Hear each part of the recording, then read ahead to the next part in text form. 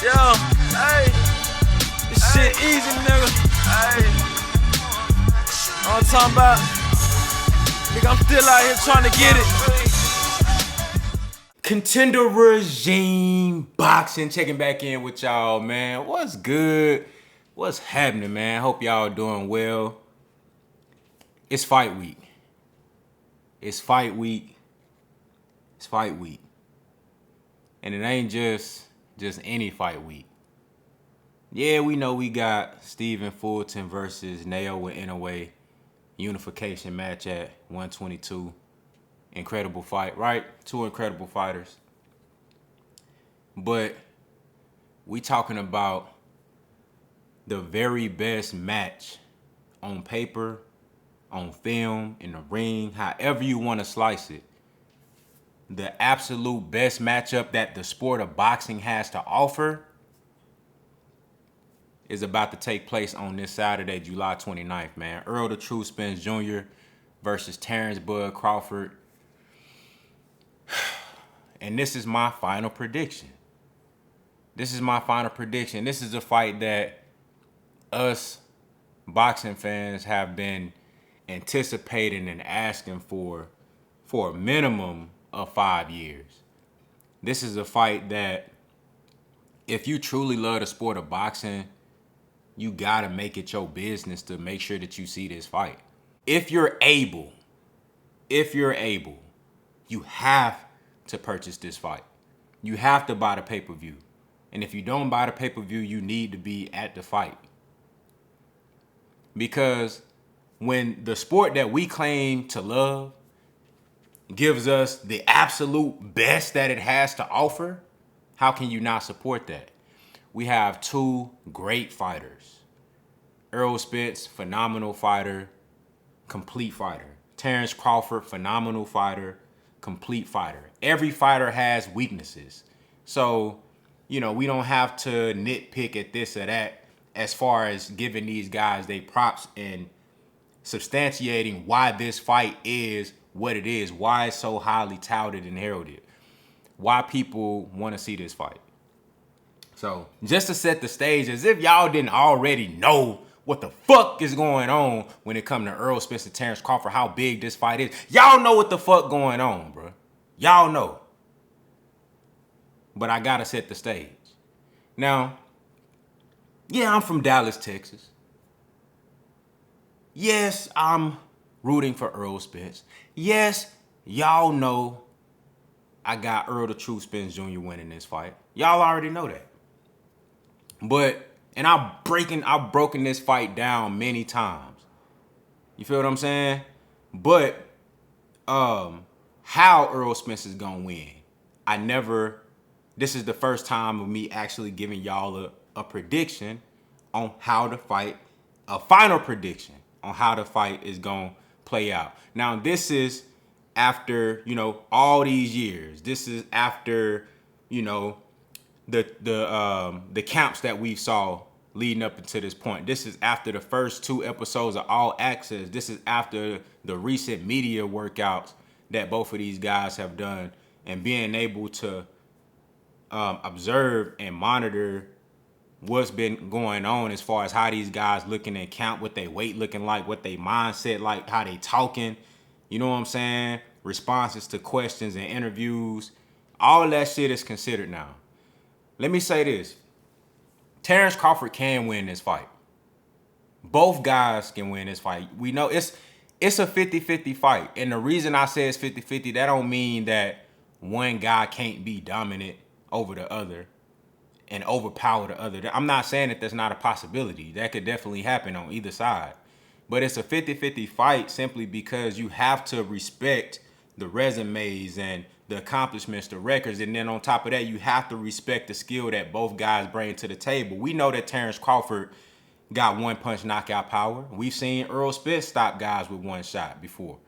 You know what I'm saying? You know that Terence Crawford has amazing boxing ability. We've seen Errol Spence outbox guys before.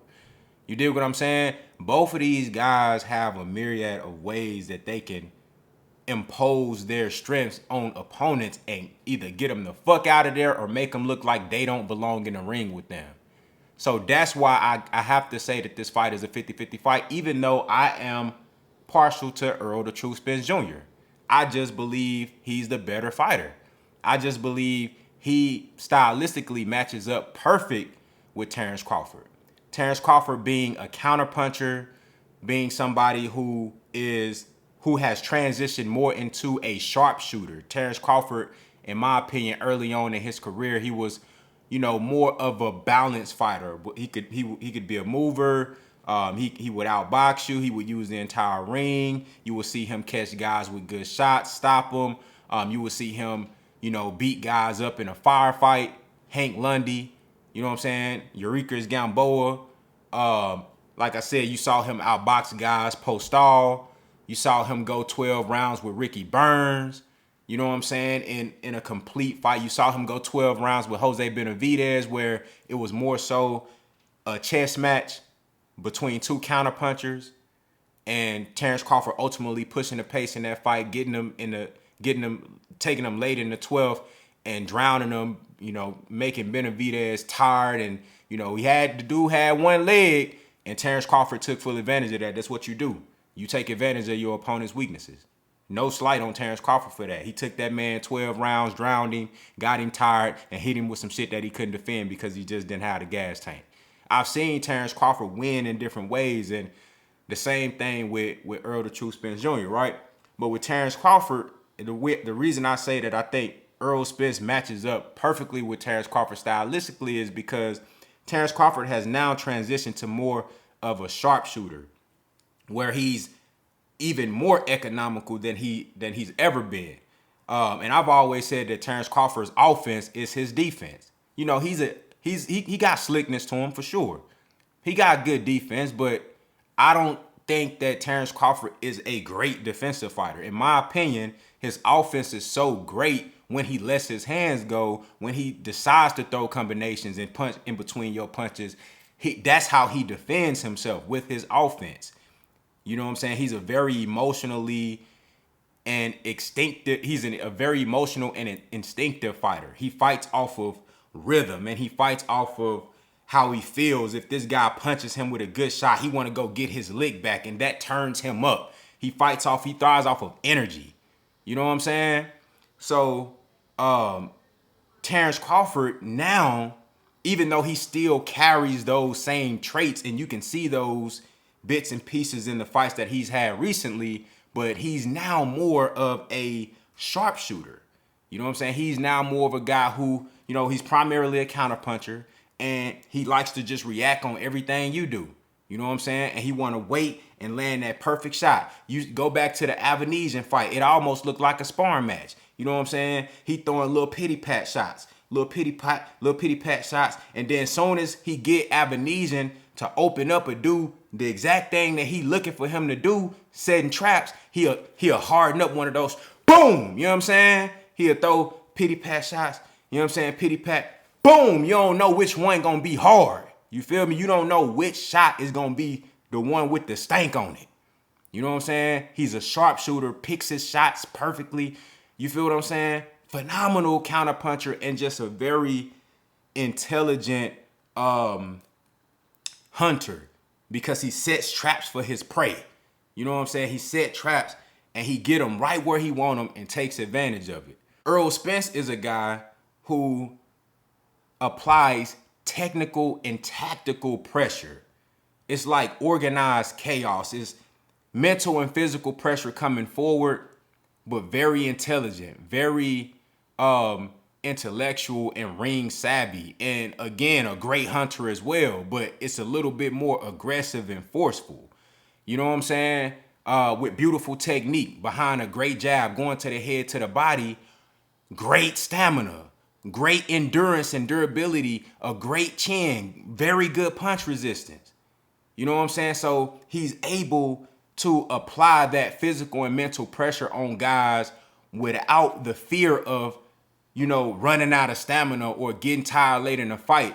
And that it's really difficult for his opponents to move around a ring and use rings. Or if you're gonna be primarily a counterpuncher like Terence Crawford, it's very difficult for you to fight that way versus an Errol Spence, who if you're waiting on him to land a perfect shot, if you're just waiting and trying to, get him to react, if Terence Crawford going there doing that pity pat shit, you know what I'm saying, trying to, set up shots, while he doing that, Earl throwing thudding jabs to the head, to the body, and bringing big left hooks and right hooks to the body. You know what I'm saying? Overhand lefts to the top. I think you're going to see that same uppercut that we saw in the Ugas fight with the lead left uppercut. You're going to see that a lot in this fight. I think you also going to see Earl counter a little bit in spots. Go back and watch the Ugas fight. He countered in spots a little bit. Out countering the counter puncher, just like he did versus Danny Garcia. You see when he gets in a ring with these counter punchers who likes to wait and react on what he do, you allow Errol Spence to be first, he gon' fucking be first. And you see these guys put their hand in their pocket. Go back and watch Danny Garcia, a phenomenal counter puncher. Angel Garcia was like, come on, man. You know what you doing? Why you not letting your hands go? Why you not throwing? You look at the Yordenis Ugas fight, a great counter puncher.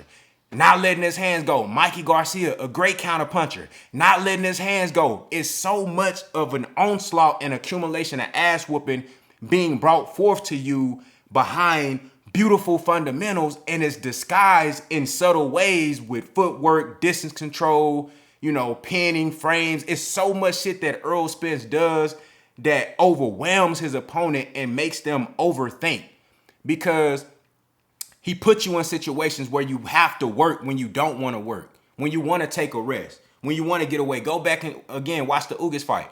When he got hit with a hard shot, it wasn't nowhere he can run or get away. When he wanted to reset and regain his breath and get his energy back, there was no time to rest. You have to fight. This is why it's so difficult to beat Errol Spence on the cards, because of all the work that he's doing. The judges like that shit. They gonna see the jabs. They gonna see him controlling distance. They gonna see him coming forward and applying pressure. And they gonna see him consistently keep this pace over the course of the fight, or however long it lasts. If it do go 12, the judges are paying attention to that shit, which is why he lowers the chances of his opponent to be able to win. He gives them less ways that they can win versus Errol Spence. That's why I always say you gotta hurt Errol Spence. You gotta knock him out. You gotta stop him. If you don't stop him, you gotta hurt him bad enough to where he just get gun shy. And if you know Errol Spence, what's the chances of Errol Spence getting gun shy? That motherfucker gonna go out there and die about it if he got to.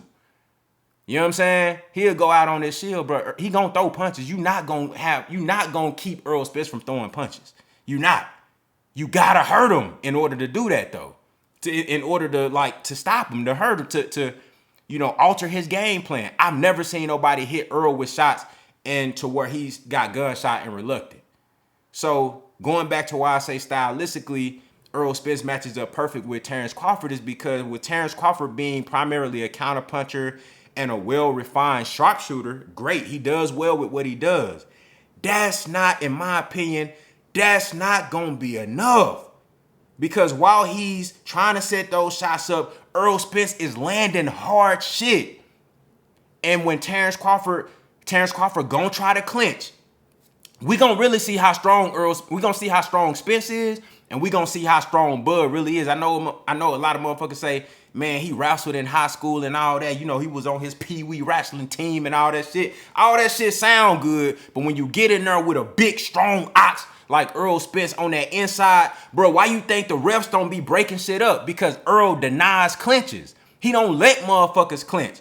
That's what people who use the clinch technique to a high level, that's what they want. They want the ref. They want to be able to stop the opponent's work, smother their shit, stop them from working, have the ref come break it up so they can reset and reestablish their distance. Because Terence Crawford, of course, gonna have a slightly longer reach. He want to keep Errol Spence at the end of his punches. So he gonna want to clinch, make Earl reset, and then get back. What you gonna find out is that you can't fucking clinch Errol Spence because he always gonna get a hand free and he gonna pin shit. He gonna be using the shoulder pin, working on the inside, going to the body, going crazy. Making when you trying to clinch and you trying to breathe and shit. Y'all remember when Andre Berto described how it was fighting Floyd Mayweather when he was like, he'll get on the clinch and be taking deep breaths. While you trying to do that shit, get your breath, Errol Spence is beating on your body, making you work, making you expend more energy. And I think Terence Crawford gonna find himself in a position where he has to start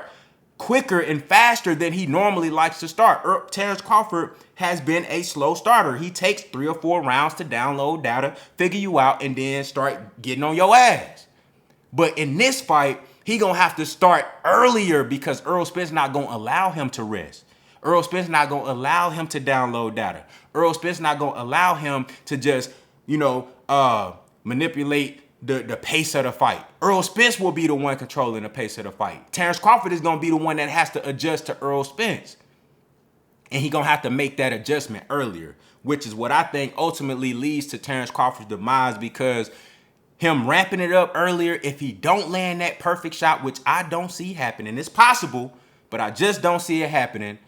I think Terence Crawford gonna find himself in more of a dogfight than he bargained for. I think he gonna find himself with his gas tank lower, faster than he thought it was.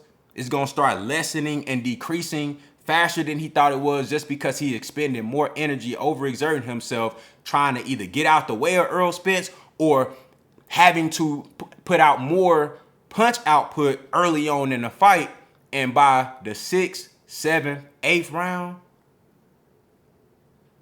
I'm gonna call it Errol Spence. My final prediction, I'm gonna call it Errol Spence by TKO in the 9th round. Maybe 10, but I'm gonna call it Errol Spence TKO in the 9th round. Because by that time, it's gonna be half chess match, half dog fight. The chess match aspect is gonna be with Terence Crawford trying to, figure Errol Spence out, how he gonna take the jab away. I don't see Terence Crawford being able to take the jab away from Errol Spence. I never seen him do like he did with Kell Brook, fight when he changed southpaw on an orthodox fighter, use his lead right hand to take away Kell Brook's orthodox jab. I've never seen Terence Crawford do that fighting a natural southpaw in the orthodox stance, using the lead left hand to take away the southpaw jab. I never seen Terence Crawford do that shit before. I don't see him doing. I don't think he's gonna be able to take Errol Spence's jab away. I think either it's gonna be a doctor stoppage, the ref gonna stop it, or he gonna get knocked the fuck out. And it's gonna be brutal, because Terence Crawford is a real dog. A real dog, a real killer, and he gonna go out on this shield. You know what I'm saying? He gonna go out on this shield. You're gonna see a brutal stoppage around round 9, round 10. Now, if the fight does go the distance, I got Errol Spence again. You know what I'm saying? By decision. But I don't see this fight going the distance. I just think Terence Crawford is gonna have to fight. He's not gonna have no choice but to fight. He's gonna have to fight. That's just what it's going to come down to it. And he's going to be willing, because that's the type of fighter that Terence Crawford is. You hit him, he want to hit you back. Terence Crawford is going to be forced in a position to where he uses up more energy early on in the fight. He realizes that Errol Spence is only getting stronger. Normally, Terence Crawford turns it up around round 5, round 4, round 5, round 6. That's when Terence Crawford starts really kicking the shit up. But by that time, he done already took punishment in this fight. He done already been hit to the body so much. Done been hit in the eyes with the jab and the left uppercut. And when it's about that time, 6th, 7th, 8th round, and Terence Crawford normally turning it up, what you gonna see is Errol Spence turning it up and Terence Crawford starting to dwindle. And really at that point, just fighting to survive. Just fighting to survive. And at that point, I think you're going to see a brutal stoppage by Errol Spence. Like I said, the doctor, the ref, or Errol Spence is going to just knock him out. Or I could see Bomac throwing in the towel. Watch what I tell you, man. It's going to be a great fight, though. It's going to be very entertaining, very fan-friendly. It's going to be a very intellectual fight if you're looking for the small nuances. You're going to see everything. You're going to see a complete fight. This is the absolute best matchup that the sport has to offer. And don't get what I'm saying twisted with me picking Errol Spence by stoppage, because this is still the fight. This is still a great fight. This is still a 50-50 fight. I just think the better man will win, and that better man, I believe, is Errol the True Spence Jr. I think he's bigger, stronger. Stylistically, he matches up perfectly. The work rate is going to be too much. Terence Crawford, he only got a puncher's chance in this fight. I give him a big chance to land that shot, though, because he's shown me in the past that he's one of the best finishers, if not the best finisher in the sport when he gets you hurt. So if he does get Errol Spence hurt, say goodbye, because I think he's going to finish. You know what I'm saying? Now that's yet to be seen because Errol Spence ain't never been dropped before, never been stopped, and rarely ever seen him buzz or anything like that. So what's really the chances of you knocking out a motherfucker like Errol Spence? Feel what I'm saying? I just don't see Terence Crawford winning this fight. It's possible. But I got Earl the True Spence Jr., man. Y'all let me know what y'all think down in the comments. What's your final prediction on this fight? Who you got winning and why? Break it down for me, man. This tough. And I ain't gonna lie. I'm confident as fuck in my prediction. I'm confident. I've been confident. And the crazy thing is, you would think that it's the other way around. Like, now that the fight is here and all this, you know what I'm saying? I done talk big shit. You feel me? But you could tell that my point of view is genuine because the closer this fight get, the more and more confident I am in my decision and my prediction and the way I see this fight going because it's coming off of, I'm basing this shit off of facts and what I seen film and my genuine perspective of these two guys' styles and what they bring to the table and how that shit gonna mesh together when they get in that ring. You know what I'm saying? I know a lot of y'all motherfuckers super nervous now. It's a little bit of nerve because, you know, I want the hometown guy to win. But this ain't even just on no hometown shit. I truly think Errol Spence is just better than Terence Crawford. And I think he younger and fresher and more hungry too.